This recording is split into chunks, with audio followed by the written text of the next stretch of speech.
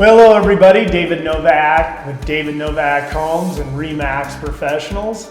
And today we're at my new listing here in the new updated kitchen in this house that has been fully remodeled at 4060 Ames Street.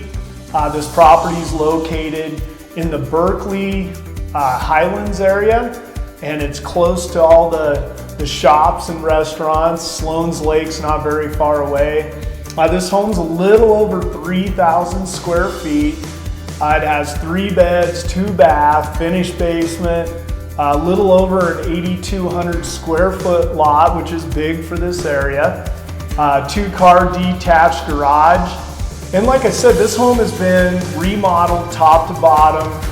Really nothing left for the new owner to do except move in and enjoy.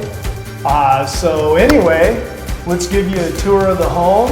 I hope you enjoy it. And if you have any questions on this home or any others, or just anything you want to ask any questions about, I'm always here to answer any questions. So I hope you all have a great day, and we will see you again soon.